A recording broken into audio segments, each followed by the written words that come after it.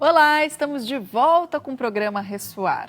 E hoje a gente recebe aqui nos nossos estúdios a Ana Maria Domingues Luz, presidente do Instituto GEA, Ética e Meio Ambiente. A organização desenvolve a educação ambiental, auxiliando a sociedade a implantar programas ambientais, principalmente voltados para a coleta seletiva de lixo e reciclagem. Prazer ter você aqui falando sobre esse tema tão importante para a gente. Ai, gente, obrigada por vocês terem me convidado. Um orgulho estar aqui nesse programa. Ana, muito obrigada, viu? Primeiro eu queria te perguntar o que é o lixo. Muitas pessoas ficam em dúvida o que eu devo jogar no lixo e o que eu não devo jogar no lixo. O que é o lixo? O que é lixo? O que realmente não tem nenhum aproveitamento. Isso. Tá? Porque às vezes as pessoas acham que resto de comida é lixo. Depende. Às vezes tem cidades ou locais onde você até pode aproveitar resto de comida para fazer adubo e aí ele não é lixo. Verdade. Tá certo? Eu diria que é lixo, resíduo de alimento, não é? E alguns que a gente não tem como reciclar mesmo. Algumas coisas que na cidade não tem como reciclar, porque isso também depende de cidade para cidade. É relativo. Tem lugares onde, por exemplo, você não consegue reciclar o isopor porque você não tem empresas na região que fazem reciclagem disso. Então, isso aí, o isopor nessa cidade é lixo. Certo. Em outras cidades, onde você tem possibilidade de enviar para reciclagem, isopor não é lixo, é material reciclável. Agora, falando um pouco sobre o lixo eletrônico. O que a gente pode descartar, o que a gente não pode descartar, o que faz mal ao meio ambiente, como que a gente pode descartar o lixo eletrônico? Então, o lixo eletrônico é bacana porque é o seguinte, ele é reciclável, tá? Nós estamos falando de lixo eletrônico, é tudo que você liga na tomada, mas vamos pegar como exemplo, que todo mundo sabe, celulares e computadores, impressoras, mouse, tudo que você usa, né, para mexer no computador, notebooks e tal.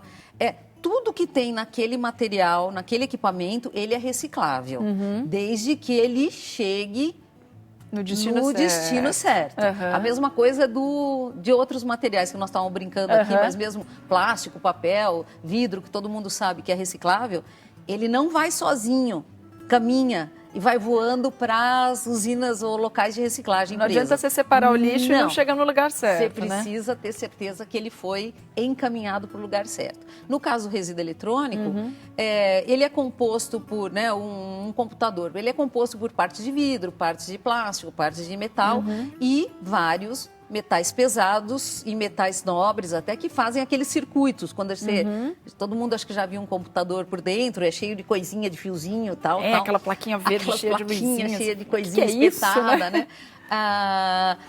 Quase que 100% daquilo é reciclável. Certo. Tá? Desde que ele vá para reciclar, vá para algum lugar onde ele vai ser desmontado e destinado para reciclagem. Agora, sabe o que eu me pergunto muitas vezes? Porque às vezes é um modelo muito antigo. Você fala, mas vão reaproveitar alguma peça para algo diferente ou para o mesmo computador? Como que é? Não, é que a reciclagem, no caso do resíduo eletrônico, ela não é como a reciclagem, vamos imaginar, de papel. Papel, você vai jogar papel fora, ele vai passar por uma cooperativa de catadores, enfim, vai parar numa empresa. Essa empresa vai jogar num grande liquidificador, vai jogar água e vai fazer mais papel. Ele vai voltar a ser papel. No caso do resíduo eletrônico, ele não vai voltar a ser, vamos dizer, que você vai desmontar umas partes e vai remontar. Até existe essa possibilidade, mas realmente isso é uma parte só de reaproveitamento de peças. Certo. Você pode montar um computador, que a gente brinca, Frankenstein, tirando uma pecinha, né? O HD de um, a memória do outro, e ele vai funcionar. Mas não dá para você imaginar que 100% dos resíduos dos equipamentos eletrônicos vão poder formar um outro computador. Não dá. Porque algumas peças quebram e não tem mais jeito, outras são muito antiquadas mesmo, né? E tudo isso vai se desenvolvendo muito rápido e você não consegue montar um computador que mexa com os programas mais novos, ele consiga rodar os programas, que tem essa questão gravíssima de que os programas vão evoluindo e justamente para você ter que jogar fora. Mas, então, o que acontece? Isso vai ser desmontado, essas partes do computador vão ser separadas, né? A placa aqui, o HD ali, enfim, a fonte, todos aqueles pedaços. E isso vai ser reciclado, mas no sentido de que algumas coisas vão ser picotadas trabalhadas numa empresa e isso vão ser separados, né, num sistema muito evoluído, em que você vai separar, por exemplo, o ouro, vai conseguir tirar de novo o ouro que tinha na plaquinha, o mercúrio, ou o cromo, ou o chumbo, né, os metais pesados que tinha, você consegue separar as coisas. Todos os materiais. Isso, olha. Só que como isso é muito complicado, caro e difícil de fazer, infelizmente no Brasil a gente não tem ainda nenhuma empresa que chegue nessa destino final, vamos dizer, que era você pegar de novo essa matéria-prima e poder usar para fazer computador ou para fazer outra coisa. A gente não consegue esse processo completo. Você não consegue aqui no Brasil fazer o processo completo. Então a gente chega até um momento em que esse material é separado, é picotado, enfim, é preparado de uma determinada maneira e ele é exportado para outros países onde existem empresas capazes de recuperar o ouro, os metais pesados, etc.